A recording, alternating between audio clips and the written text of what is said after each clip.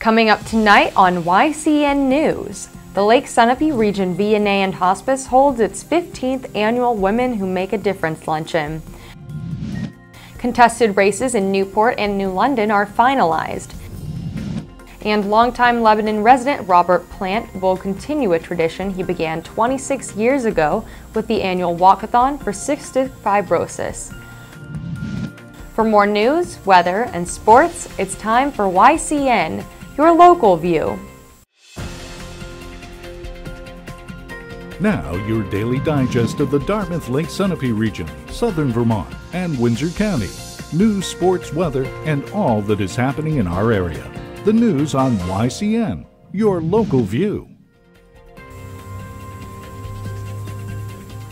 Good evening, and welcome to this Wednesday edition of YCN News. I'm Rose Spillman.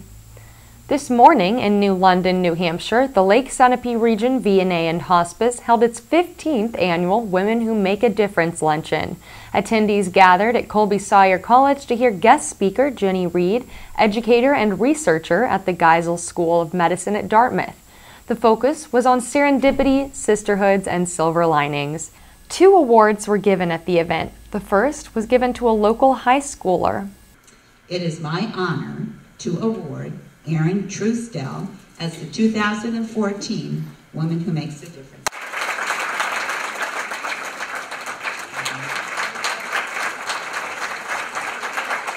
Then the main award was given.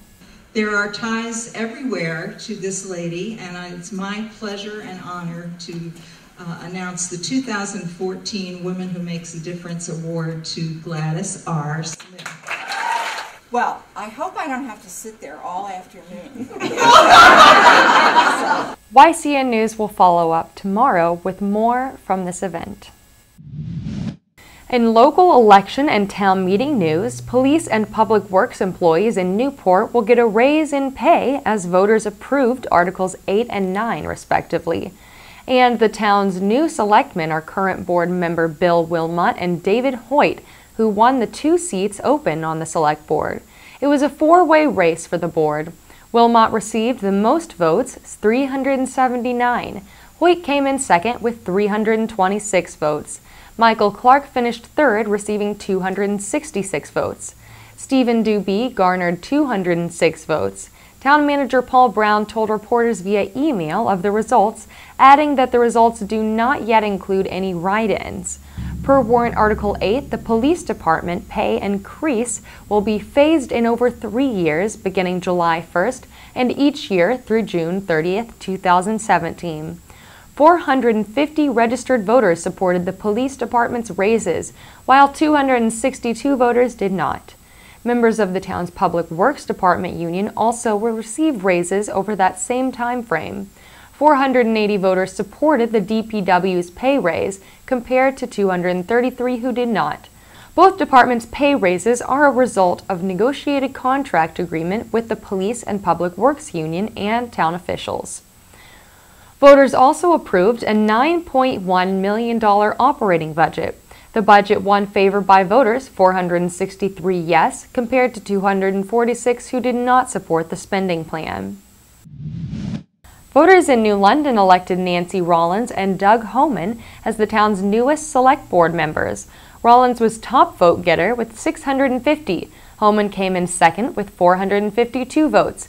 John Grosvenor Lewis finished third with 12 votes. 2 other contested races marked this year's local New London races.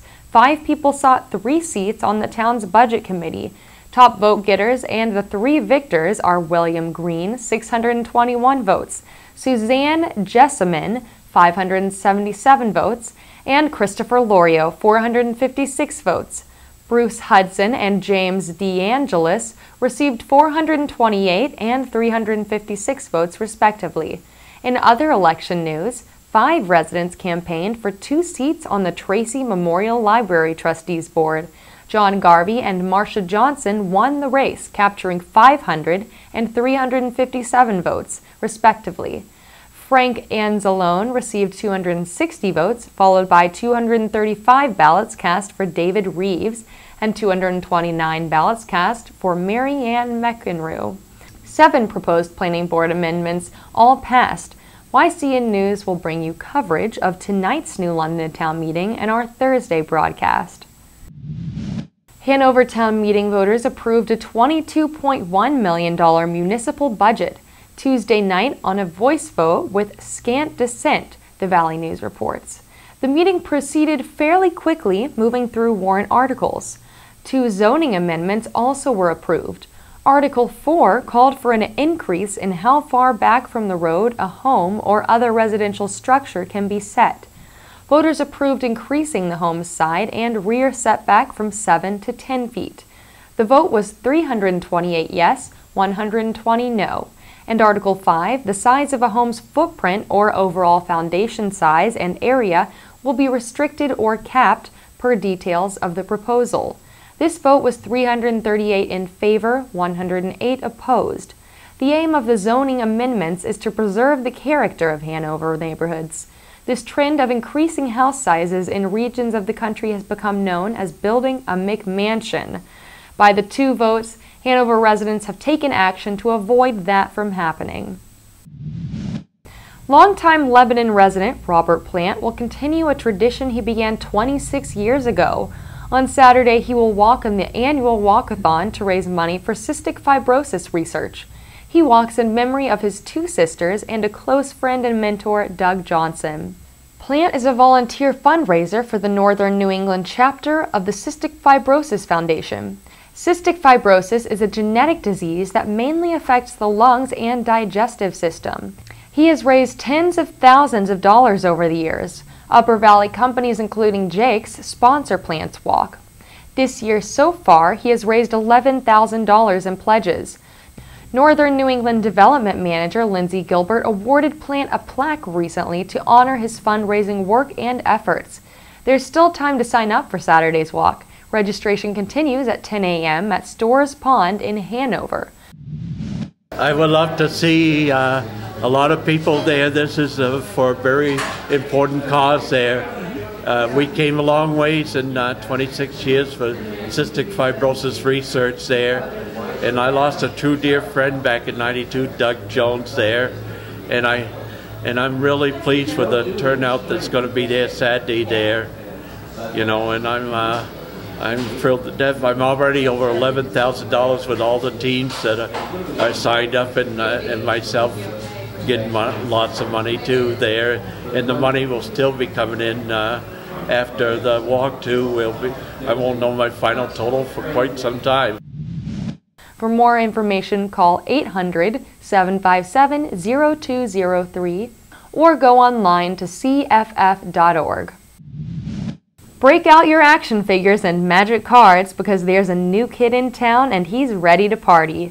Triple Play, an opera house square in Claremont, is the new hotspot for comics, games, superhero collectibles, and more. Jesse Baker met with Triple Play co-owner Steve Bernash to learn more. This is Jessie from YCN News. I'm here with Steve from Triple Play on Opera House Square in Claremont. Welcome, Steve. Can you tell us about your store? Absolutely. We're Triple Play, games, cards, and comics. We sell tabletop games, miniature games, card games. We sell comics, old back issues, new issues. Fantastic. So what sort of range of product could someone find? Is it just for younger people or is it for all ages?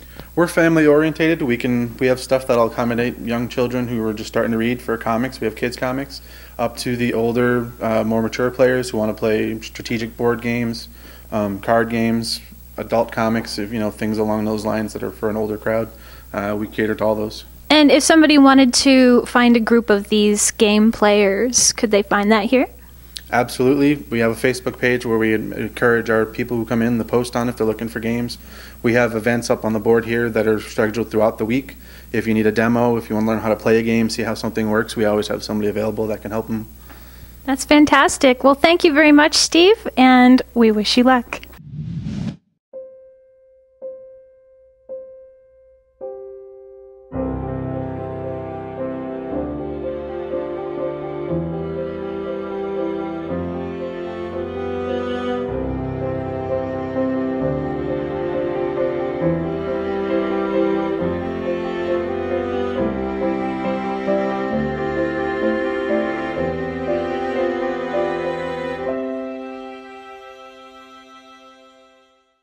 Welcome back to YCN News. I'm Rose Spillman.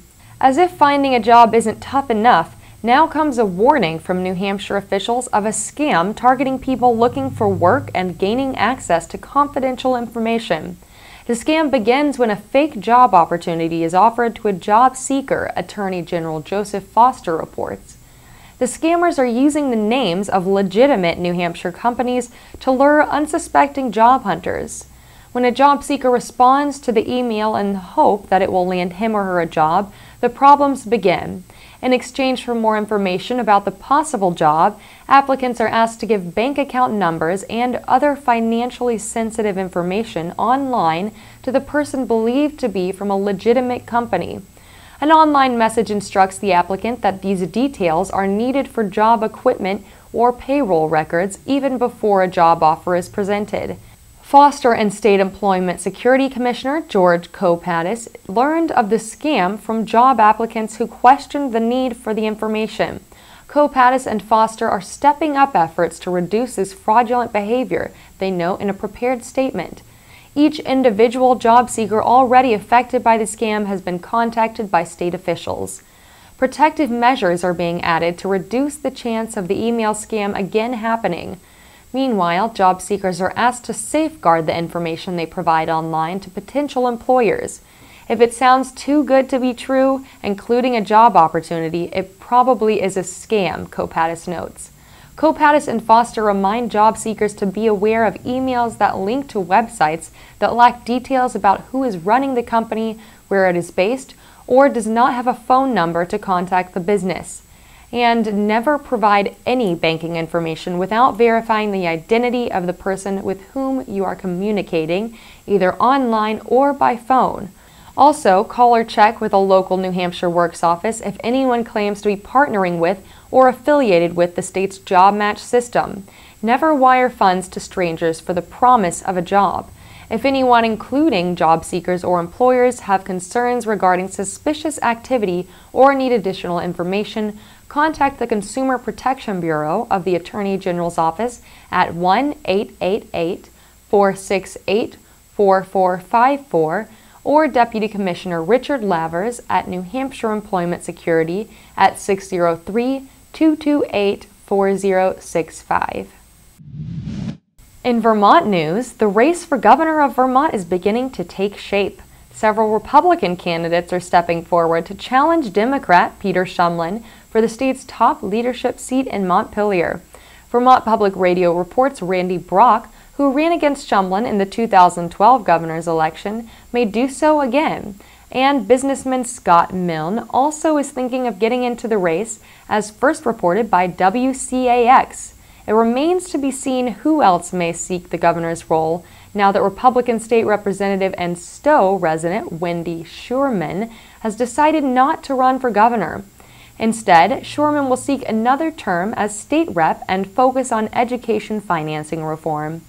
Putney resident Emily Payton declared her candidacy for governor earlier this year. Lastly, a former Wall Street businessman may enter the race and run as an independent. Bruce Lisman told VPR he is thinking through his political options. In southern Vermont, Vernon residents approved a $4.4 million school budget 2 months after citizens met in March for annual town meeting. Concerns over funding the school and town budgets follow the earlier announced shutdown of nuclear power plant Vermont Yankee. YCN News will continue to bring you more news of southern Vermont, especially its economic future pending Vermont Yankee's closure. In breaking news, this afternoon there was a fire in front of the Family Dollar in Claremont, New Hampshire. It is unknown yet as to what the cause was. Taylor Joan offers a wide variety of alterations in tailoring for men and women. Their work is done by highly skilled seamstresses. Taylor Joan provides quality workmanship and fast turnaround times. No waiting weeks to get your clothes back. Taylor Joan also provides silk screening and embroidery with no minimum order in a wide variety of custom products for your business, organization, or personal needs. Taylor Joan, just a phone call away or next to Hubert's on County Road in New London. Welcome back to YCN News. I'm Rose Spillman.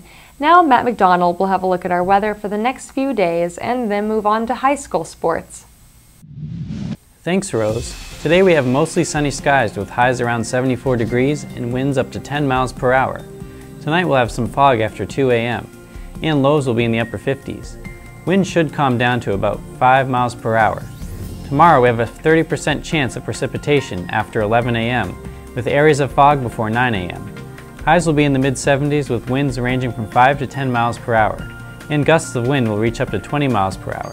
Thursday night we'll have a 40% chance of showers with lows in the 60s and mostly cloudy skies. Friday we have a 60% chance of showers after 9 a.m. with a high of 70 degrees. Winds will be around 10 and 15 miles per hour, and Friday night we'll have a 90% chance of precipitation with lows in the 50s. Here's a glimpse of the weather from our northeastern and national radar maps.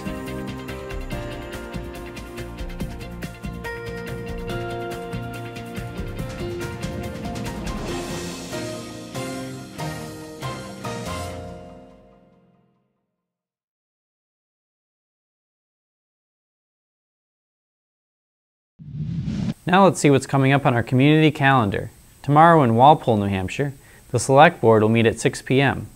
On Friday afternoon, the Cornish, New Hampshire Board of Selectmen is meeting at 3 p.m.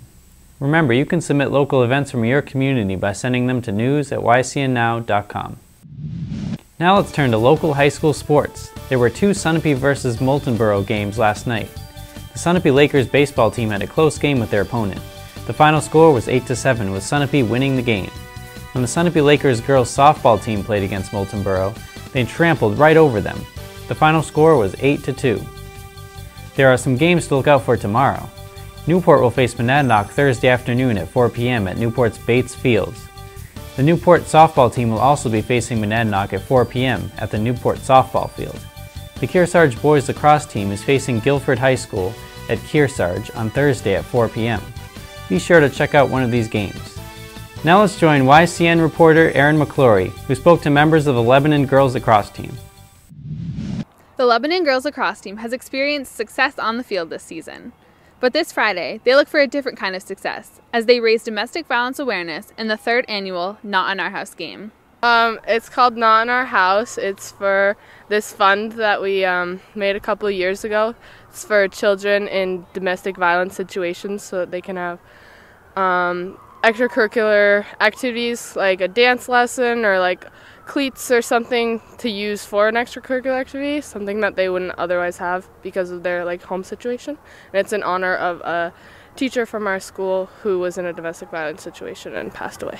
It's really important for our team. We've worked really hard these past 2 years to try to spread information about this game and about how domestic violence affects families and how it affects specifically children and how it can put them in bad situations. So it's a really big deal for us, and it's a really big deal for me because I was on the team when we went through this terrible tragedy, and it really affected all of us, and we came together as a team. And having this game, it really shows how powerful athletics can be to a community and how powerful a school can be and how strong we are as a school and as just a student body in general. It means a lot. It was a really sad time in our school, and it feels good to do something that would help other people in this situation, because it kind of felt like we couldn't do anything when Miss Perlow passed, so it feels good doing something for other people. So we are having, mostly it's just awareness. So we're all going to wear our purple shirts. We had shirts made last year, and we had an extremely successful fundraiser last year where we made t-shirts, we had bracelets, and we had a bake sale.